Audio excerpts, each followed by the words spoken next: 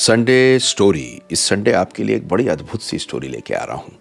और स्टोरी लेके आ रहा हूँ एक बड़े ही होशियार बच्चे की, जो अपने पिताजी से हर समय सवाल पूछता था।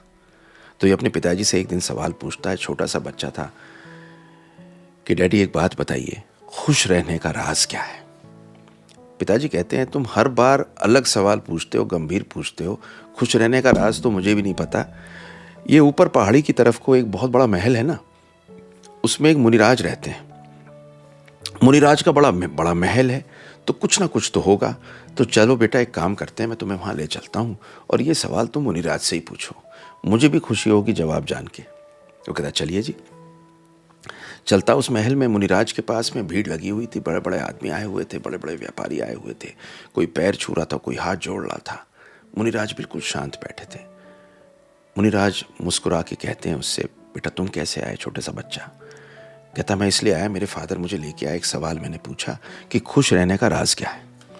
तो पिताजी बोले, मैं ही खुश नहीं रह पाता यार, मैं तुम्हें क्या बताऊंगा, तू चल मेरे साथ में, चल मुनिराज से सवाल पूछते हैं, शायद उसका जवाब सुन के मैं ही खुश हो जाऊं। वो मुस्कुराते हैं, कहते पहले सबसे निमट लूं फिर तुमसे बात करूंगा। सबसे निमटते हैं, सबसे निमटने के बाद में फिर कहते हैं, बेटा यहाँ आओ। कहते बेटा क्या पूछा तुमने? बोला, मैंने ये पूछा कि खुश रहने का इस जिंदगी में राज क्या है। तो कहता, चलिए ठीक हो बेटा, तुम्हें बताता हूँ।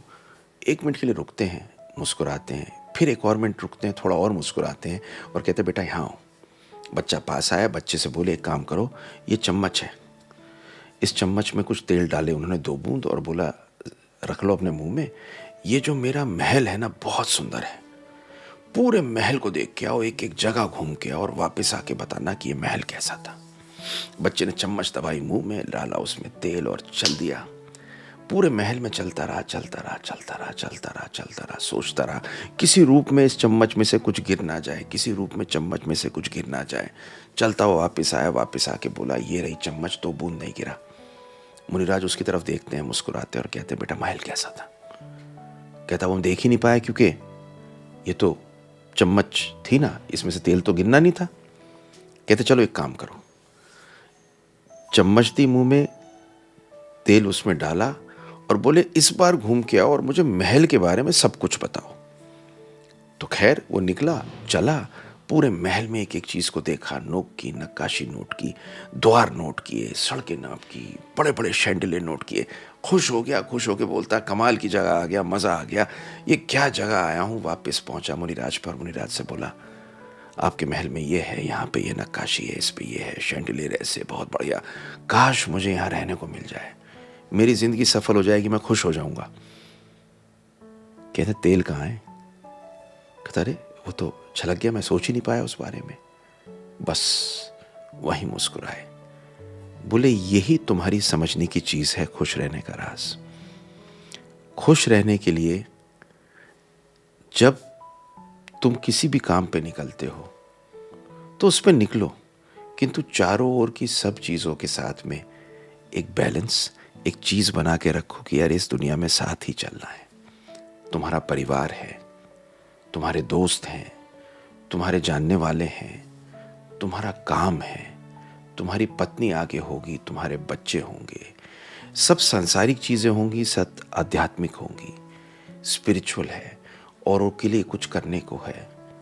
ये सारी चीजें अलग अलग चम्मच हैं और ये सारी चीजें ही अलग अलग वो खूबसूरत चीजें हैं जो भगवान की बनाई हुई और इंसान की बनाई हुई तुम्हारे सामने है।